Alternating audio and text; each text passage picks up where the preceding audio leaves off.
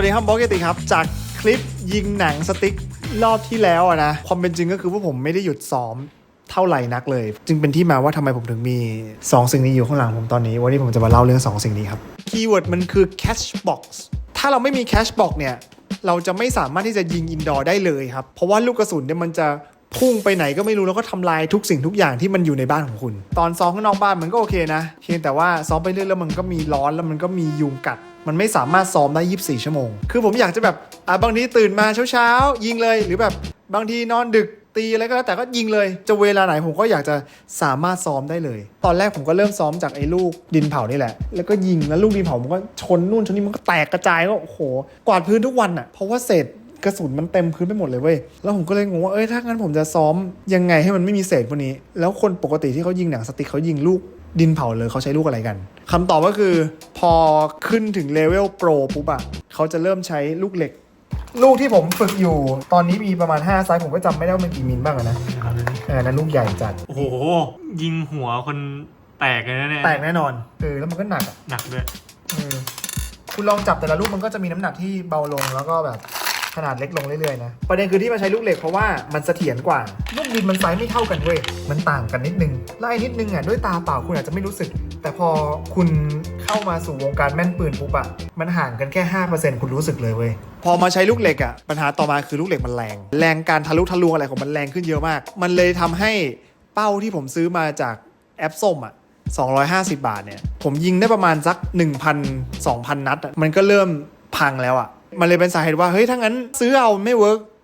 ผมอาจจะต้องทำเองมันมีดีไซน์ที่มีใครด็อกิวเมนต์ไว้ในเน็ตไปนะผมก็เริ่มไปเซิร์ชมาปรากฏว่าเจอดีไซน์หนึ่งที่คนจีนเขาทำเขาชื่อว่า GZK เขาเป็นทั้งนักแม่นหนังสติ๊กแล้วเขาก็เป็นทั้งเจ้าของแบรนด์หนังสติ๊กด้วยแล้วเขาก็มาโชว์ดีไซน์นี้บนอินเทอร์เน็ตคลิปนี้เขาก็เอาถังน้ำเนี่ยที่ใสๆเนี่ยที่คนเขาชอบแบกแล้วก็ไปเติมน้ำแล้วก็กดน้ำกินแบบนั้นแหละแต่ว่าผมไปดูใน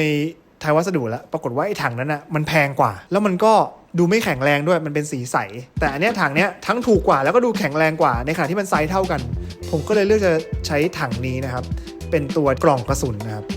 ดีไซน์เนี่ยที่มันเจ๋งเพราะว่ามันมีความเป็นออโต้เก็บลูกเองเว้ยคือสมมติผมยิงลูกปุ๊บอะแทนที่ผมจะต้องเอามือคว้านแล้วหยิบลูกออกมาไม่ต้องผมสามารถที่จะ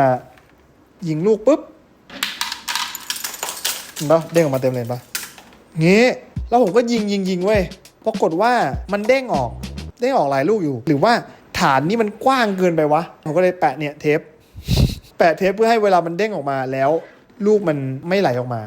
ส่องใกล้ๆเนี่ยจะเห็นได้ว่ามันมีลูกบางลูกติดในเทปอยู่เพราะว่าลูกมันบินเข้าไปอ่ะแล้วมันก็เด้งออกมาติดเทปอ่ะมันไม่ใช่แล้วอ่ะนี่รู้สึกเหมือนเรามานั่งแก้ปัญหาอะไรผิดจุดป่ะวะเนี่ยอันนี้ดีไซน์นี้พักไว้ก่อนขอไปดูวิดีโออื่นที่ใครที่เขาทำแล้วดูแบบแม่งประสบความสำเร็จแล้วแน่ๆแล้วก็ดีไซน์ที่ง่ายๆทำไวๆก็เลยไปเจอกับคลิปหนึ่งไอคนที่เขาทำคลิปนี้เนี่ยไม่ใช่ใครอื่นใดเลยแต่เป็น CEO ของ Simple Shot ก็คือไอเจ้าง่ามเนี่ยทั้งที่บริษัทเนี่ยเขาก็ทำแคชบ็อกของเขาขายเองนะแต่ว่าเขาก็ยังโพสต์วิดีโอนี้ออกมาให้คนได้ทำฟรีอยู่ผมก็น่ารักผมก็เลยลองทำตามเขาบอกว่าคอนเซปต์มันง่ายมากๆนะคุณต้องเอากระดาษลังมาเนี่ยแล้วก็เจาะรูแขวนผ้าไว้แล้วที่สำคัญที่สุดนะผ้ามันต้องต่องแต่งเขาบอกงี้คีย์เวิร์ดคือผ้ามันต้องต่องแต่งเขาสอนผมแค่นี้ในคลิปผมว่าเชี่ยจริงเหรอวะอันนี้คืออย่าลืมนะว่าผ่านมา2 อาทิตย์แล้วผมเครียดมากทำไมผมถึงยิงลูกมันไหลออกมาตอนแรกผมทำอย่างนี้เว้ยแล้วผมก็ยิงปรากฏว่ามันซับได้ดีมากเลยอะแบบดีกว่านี้เยอะเลยแต่ว่ามันก็ยังมีเด้งออกมาบ้างอยู่ก็เลยทำการเพิ่มเสื้ออีกอันหนึ่งให้มันมีที่ได้ต่องแต่งมากขึ้นและตั้งแต่ทำอันนี้มาปุ๊บอะยิงลูกแรกฟุ๊บไม่ได้ยินเสียงลูกเลยมันนุ่มมากอะก็เลยเป็นที่มาของฟิสิกส์ว่าผมเข้าใจแล้วว่าความต่องแต่งเนี่ยมันสำคัญในการรับลูกกระสุนนะมันก็หมายความว่าผ้าที่ตึงเนี่ยจะทำให้กระสุนเด้งกลับมาได้เยอะกว่าผ้าที่หย่อนใช่ผมก็ไม่เข้าใจฟิสิกส์แต่แบบมันเจ๋งอะผมชอบการทำงานของเจ้านี่แต่ว่าผมชอบดีไซน์อันนี้มากกว่าผมชอบที่มันเก็บกระสุนให้ผมอะวันนี้เราก็เลยจะมาเอาความรู้ที่ผมได้จากดีไซน์เนี้ยมา implement ในเวอร์ชันนี้ลูกติดนี่อยากให้ไหลลงไปให้ดูหน่อยโอ้ตรงนี้ engineering มากนะ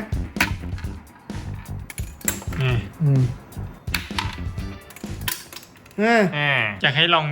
ยิงให้ดูว่าเด้งออกมามันหน้าตาเป็นยังไงอยากดูใช่ไหมได้ต้องยิงที่โดนนี่ไง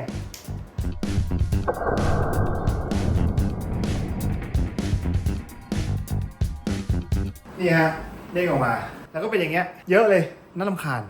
นี่ฮะทุกคนแผ่นหลังอะตอนแรกอะผมดีไซน์แบบนี้ใส่เชือกอย่างนี้แล้วผมก็มัดตึงอย่างนี้เลยพอมันตึงปุ๊บอะเวลากระสุนเด้งแถวๆเนี้ยมันแข็งมันเด้งออกแล้วผ้าก็แข็งไป เราจะมีผ้าที่นุ่มกว่าเดิมและหย่อนกว่าเดิม ใช่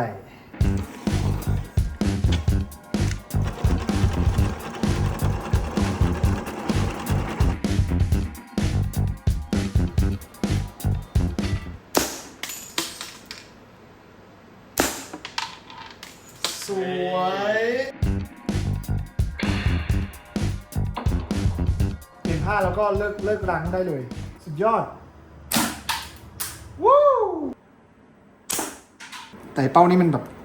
ไม่ค่อยดีนะมันแบบมันเงยแล้วมันเล็กลง อ๋อมันเงยวะต้องแก้เนี่ยให้มันลื่น มันอย่างนี้ได้ ๆอ๋อมันแน่นเกิน มันแน่นไป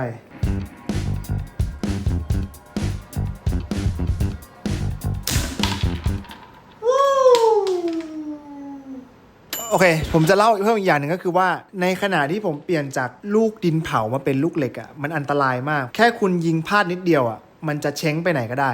แล้วด้วยความที่ห้องผมเป็นกระจกหมดเลยเนี่ยถ้าเช้งไปโดนกระจกเนี่ยมันแตกแน่นอนเพราะฉะนั้นอ่ะผมก็เลยใช้หลักการเดียวกันเนี่ยในการป้องกันไม่ให้กระจกแตกยังไงก็คือผมใช้ผ้าม่านเป็นผ้า จริงๆแล้วเนี่ยมองไปอาจจะไม่เห็นนะว่าผมยิงพลาดมาโดนมันแต่ถ้าเกิดคุณมาดูอีกฝั่งหนึ่งเนี่ยคุณจะเห็นมันเป็นรูเลยมันจะเป็นบุ๋มๆเลย อ๋อ เนี่ยเต็มเลยจริงๆเป็น10 นัดเลยที่ผมยิงพลาดเลยนะอันนี้เป็นทิปส์อันที่1ที่ทำให้ผมยิงอินดอร์ได้ทิปอันที่2ก็คือว่าการยิงดินเผาอะถ้าคุณยิงพลาดโดนมือมันอาจจะไม่เจ็บมากเต็มที่ก็ช้ำแต่ว่าถ้าพอเป็นลูกเหล็กปุ๊บอะมันจะฝังเข้าไปในมือคุณเลยเพราะว่ามันแรงมากอันตรายมากนี่จึงเป็นสาเหตุที่ตอนซ้อมประมาณสักแบบช่วงแรกๆที่ผมย้ายเป็นลูกเหล็กผมก็ซื้ออันนี้มาอันนี้ไม่น่าเชื่อว่ามัน50 บาทนะแต่มันสามารถป้องกันไม่ให้ลูกเหล็กมันเข้ามือคุณได้มันก็เป็นแค่หนังเอามาตัดให้เป็นถุงมือนะเห็นไหมถ้าเกิดผมยิงพลาดอ่ะแล้วลูกมันเข้าแขนอ่ะอย่างน้อยมือผมปลอดภัยก็เป็นอุปกรณ์เซฟตี้ที่แนะนำว่าใครจะมาฝึกยิงลูกเหล็กช่วงแรกๆอย่าลืมนะครับว่าซื้อมาป้องกันตัวเองนิดนึงแล้วก็มีโม้อีกสัก2 เรื่องก็คือว่าช่วงนี้ด้วยความที่ผมซ้อมเยอะก็กลายเป็นว่าผมเริ่มฝึกมัดยางเองละอันนี้ก็ไปซื้อแคลมมาออนไลน์นะฮะแล้วก็เอามาใส่กระท่อนไม้ที่ตัดเองอันนี้คือยางปกติผมจะซื้อยางเป็นเส้นมัดสำเร็จใช่ไหมกลายเป็นว่าตอนนี้ผมซื้อยางทีละม้วนอย่างนี้ละ เป็นแค่ material เป็นแค่materialแล้วเอามาตัดเองแล้วเอามาใส่กับหนังรองเองทุกอย่างทำเองหมดเลยเป้าจริงๆมันไม่ได้มีแค่นี้นะอันนี้คือเป้าที่แถมมาเป็นหนังกลับอันนี้โอเคนะใช้ดีเหมือนกันรุ่นนี้อันนี้เป็นกึ่งยางอันนี้เป็นเหมือนซิลิโคนนะนี่ก็ใช้ดีรุ่นนี้ก็ใช้ดี5 บาทเองมันถูกมากทุกคนไม่น่าเชื่อแล้วอันนี้แพงหน่อยนะแต่ว่าผมก็ซื้อมาลองดูดีเป็นเหล็ก ยิงแล้วมีเสียงกิ้ง แต่ว่าข้อเสียของมันคือมันจะพังนะมันจะหายไปนะทุกครั้งที่ยิงมันจะเป็นหลุมอย่างเงี้ย อ๋อกลายเป็นว่าพลาสติกทนกว่าซะงั้น พลาสติกทนกว่าเหล็กอีก แต่ว่าสิ่งที่มันน่าสนใจก็คืออันเนี้ยพอเวลายิงอ่ะลูกมันเด้งกลับออกมาด้วยความที่มันแข็งอ่ะเข้าใจป่ะคือแก๊งปุ๊บอ่ะมันหมุนจริงแหละแต่ว่าลูกมันไม่ได้ทันซับแรงมันเด้งออกมาแล้วอ่ะ อ๋อเหรอ ใช่จึงเป็นสาเหตุที่คุณเห็นแค่2 นัดเองผมก็เลิกละเนี่ยจริงๆไม่ได้ซื้อมาอันเดียวนะเนี่ยซื้อมาตั้ง3 ขนาดก็จบแล้วนะครับกับการที่ผมไปรีเสิร์ชแล้วก็ลองสร้างแคชบ็อกทุกแบบที่ผมคิดว่ามันน่าจะดีนะครับใครที่ชอบยิงหนังสติ๊กหรือว่าจะเป็นชอบเล่น BB กันก็ได้นะสิ่งนี้ก็สามารถที่จะเอาไปทำแล้วก็ใช้ฝึกซ้อมได้เหมือนกันดีไซน์เนี้ยเป็นดีไซน์ที่ดีมากๆเพราะว่ามันทั้ง cheap fast good ครบเลย3 องค์ประกอบกันเป็นดีไซน์ที่ดีนะครับแล้วเหมือนเดิมถ้าชอบคลิปนี้ขอบคุณที่กดแชร์และ subscribe นะครับแล้วไปยิง sling shot ที่ไหนก็ได้คุณอยากยิงนะครับแล้วเจอกัน